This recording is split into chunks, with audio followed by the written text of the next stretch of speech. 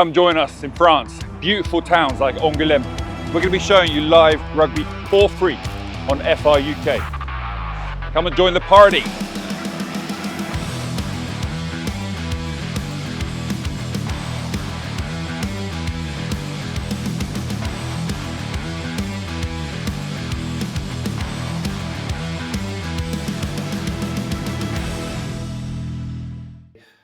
ProD2. And yeah, I'm so excited about this season, Joe. It's so exciting. This tournament has got better and better over the last 10 years. And now you've got 5 teams which have big budgets. They've got great squads, packed stadiums, really good structures and businesses in place. It's going to be an amazing tournament. 5 teams. All of them are contenders for getting up into the top 14. Those 5 would be then Van, Brive, Provence. Yeah, Grenoble. Grenoble, and who's the 5th one? What did you say? Van, Brive, Grenoble, Provence. Yeah. And our brains are going blank here. Oh. Oyonnax. Oh, Oyonnax got the budget needed. Yeah, their recruitment looks really good. Yeah, definitely. They're a team who can definitely contest for the top. They do look very good. Should we go through them quickly? I'll have a look at them. Yeah, do. I took some video, so we're going to paint these up about what the teams are doing. Can you hear the crowd noise already? I can. All right, so we'll start with Brive, my club. They've got the biggest budget in the league. Last year, disappointing semi-final loss, but listen, they get 15,000 every week, and they've signed some players which can change the attacking recipe. Okay, Yann Pelisson, he played for Castres last year. He's capable of handling skills like that to score amazing tries. Really good ball carrier, good attacking forward. Got Ben Tapoy from Bordeaux. He carved up for Bordeaux while he's there, and he's now joined us, and he'll bring a lot in attack and defence for this team. Okay, Jules Tisserand is a player at Montpellier, just a really good player. Been playing Montpellier for like 10 years. Week in, week out, really good. Also, as well as having Julien Tisserand, they've signed John Cooney. They've signed Jamie Shilcock as well. So these players are really, they're going to bring John Cooney, a very good attacking, kicking game. And Shilcock really can attack the line. So they're going to change what the guys do at Brive this year. Van. Let's kick on to Van. I think Van, the passionate crowd they have, always brings something. To beat them at home is a real achievement. They're so passionate about what they do. I mean, they beat Toulouse the other day, I said it earlier, in a pre-season friendly. Okay, but they're a team who have got character. They can just, like this massive smashing people in the tackles, and behind that they'll smash the ball and play really good territory game with a really kind of motivated chase. This is their USP. The passion and motivation they have, they just chase everything down. They'll smash everything. Nothing is given cheaply. Okay, really good pressure game, really good kicking, really good chasing. And just a team that's super focused on just working hard on the opposition. When it works out, they can just really pressure the opposition, like you're seeing here with the kicks, with the chase, and contesting in the air. They can really put teams in a corner. Okay, so anyway, it's also a team that can attack the line. Mako getting put through a hole here, and when they get through the line, players like Saley, they can put these kind of kicks in, inch perfect kicks. So oppositions are really going to struggle when these teams score against them. And also, this is just an amazing try. Mako again, 10 laces a pass through. Saley finishing off a try that is incredible, an incredible try. So Van are capable of doing these amazing moments. Okay, so they're a pressure team, but they're capable of doing that. They're another contender. Provence, they've signed a load of players this year. Okay? A load of players they've signed this year. We can start what they got there already. They've got Finau. Finau, incredible, powerful ball carrier. Good at carrying the ball. Good tackling as well. He really gets firing in. I think he's still going to be one of their best players.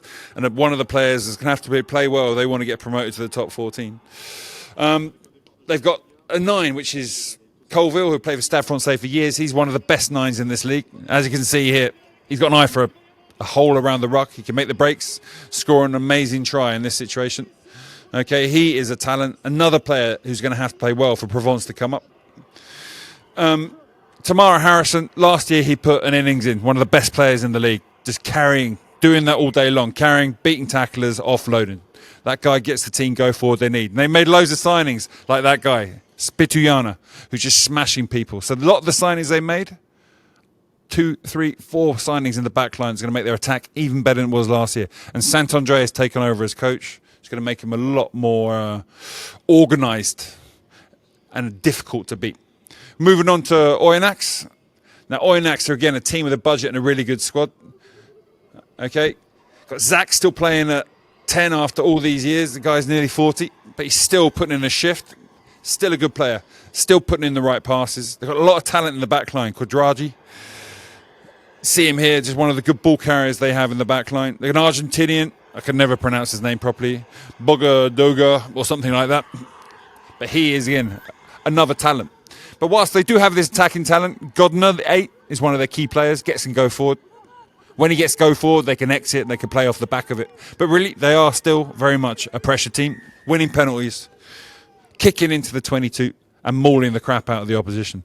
That is their USP, and they do that really well, with some attacking talent in the pocket behind that. That's Oyonnax's kind of USP. It got them up into the top 14 a few years ago, and they'll be hoping they'll do a lot better than last year. And of course, Grenoble lost 3 finals in a row to go to top 14. What got them to those 3 finals? Some decent defence like that. But when there's a transition, this team are electric. When there's fast ball, this team are electric. They just all light up. They act really well, and they've got some players like Sam Davis who can see space, and they'll get there with the foot or with the hand. And they scored some incredible tries last year. I just popped a few of them onto this video. So now you can see Sam running at the line, putting the players through the holes. This is a team who really handle well. They really make the most of any time they get fast ball and can damage the opposition. They take the ball to the line, make the right decision at the line like that. 2 centres who handle very well, as well as Sam Davis. And this enables them to have such a dangerous attack. But they also defend well and kick well. Nevers, let's moving on now. Nevers are a team who have a big budget, but they've not realised yet. They're a complete change of coach, and they need to, because last year they're a bit of a nothing team. They can do moments like this, where they attack reasonably well, but they ended up just being like an arm wrestling team. Who were very, very conservative and easy to read last year. It'd be interesting to see how they change, because they do have a big budget. They do have a good squad. Their kind of more old school style of rugby they played last year won't cut it to beat the 5 teams that could get promoted. So I think Nevers, if they transition quickly and transition well into a team that can become more threatening, they could become one of the teams. And it could be 6 teams going for the top spot. We got Aix. Aix had a big change. Mauricio Reggiardo left Provence, has gone to Aix. Aix, again, are a team with a decent budget, and they got a decent squad. Okay, they really, last year, attacked really well. And Billy Searle was the key to that. He's the player who ran, pulled the strings, made that team fire. They attack well. They have to improve their defence and their kicking game, but their attack was pretty good last year. They build that defence and pressure game as well. They could play really well. And they've signed a few players this year, replacing an Englishman with an Englishman, with Craig Willis coming to the club, player who was at Ealing Trailfinders before. Okay, Clomier, they did well last year. They got into the playoffs, the best attacking team in the second half of the season. Players like New, powerful ball carriers, give them go forward. These powerful ball carriers, behind that, they go to open up. They can cut loose. So as soon as they get fast ball, as soon as that player gets the offload, this is a team that attacks so well. And that's the key to their attacking success last year. They really, really play well. And their budget's pretty small. They've not got a big budget at all. They just did really well to get into the barrages. If they repeat last year, they'll be happy. They've lost a few key players. I'd be surprised if they recreate exactly what they did last year. Angoulême, we talked to Johnny the other day. Johnny enjoyed his first season so much with Angoulême. Ben Botica, players like that. Prout, the centre running off him, powerful ball carrier. They've got a number of really good ball carrying backs, like Prout, seeing the power he's got here. The hooker, Massey, he's, and again, a fantastic ball carrier. So Ben Botica, players like him can launch these players into holes, and then they do so well with their attacking game behind it. Massivaca, who's gone back to Montpellier now, but just offloading forwards, passing to great ball carriers creates opportunities like that. Anytime they get fast ball, kicks through, players like George Tisley can finish off. They're a really dangerous team. They score a lot of points. The opposition normally score a lot of points against them, but they score always. Anytime they get an opportunity like this, bam, they can go. Fantastic team, Angoulême. Again, a team with a small budget who are punching way above their weight. Can they do that again this year? Okay, Valence are one of the teams that I have a soft spot for. They got a small budget, but last year they got better and better and attacked really well. They can create some incredible opportunities from first phase with just some really, really well constructed launch plays or well executed launches. But they also have a playing system. They look after the ball for long periods of time. And that's difficult for a team with low budget. They've got no really powerful players. They just got good team unity. They're well coached. And I'm looking forward to seeing how they do this year. Bezier, another interesting one. Change of coach. Rory T coming in to coach them. They've lost a couple of players. And this is the way they played last year. Okay? If they can get back to this, great. But the player that brings the X factor here, he's left. We talked about him earlier. Gabin Loch. Look at these tries that man can score. This next one takes your breath away. This guy's going to have a ball in the top 14 if he recreates this kind of form. But who's going to step up? It'll be really interesting. They're in transition. New owners, new coach, loads of new players coming in. Can Bezier threaten this year? We'll have to wait and see. Completely unknown quantity. And then after that, the rest, I have to say, are the ones that are going to be fighting to stay in the top league. Absolutely love that, Joe. We will leave the rest of the teams for another time. Salivating about the new season, and our first live game here on FR UK Rugby, remember, is Joe's Brive against the relegated from top 14. So 2 potential title contenders, they would be hoping so.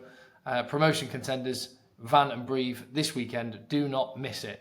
In terms of the acquisitions that you just mentioned, a bunch of them, I've got one that I'm very, very excited about, which actually, Joe, you didn't mention. So there's one signing I'm most excited about. I'll get to that in a minute. But if you had to pick one new signing, and you've had a few there at Brive, but there's a bunch around the league, what would you pick? I'm really interested in Jamie Shilcock. Fantastic player. He's been injured. He's trained a little bit, and when he's trained, he's looked electric. So he's one player. I know it's a Brive centre player, but yeah, I'll be interested to see how he comes on. Yeah, and it's interesting, the battle for that fly half spot, him and Kerwin Bosch, both kind of 15-10.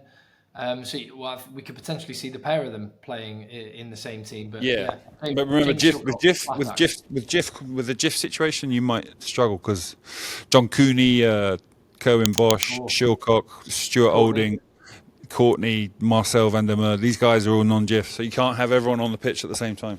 Of course, I forgot about that. To explain to everyone, GIF is French qualified. They want French qualified players. You need at least 17 in the matchday squad.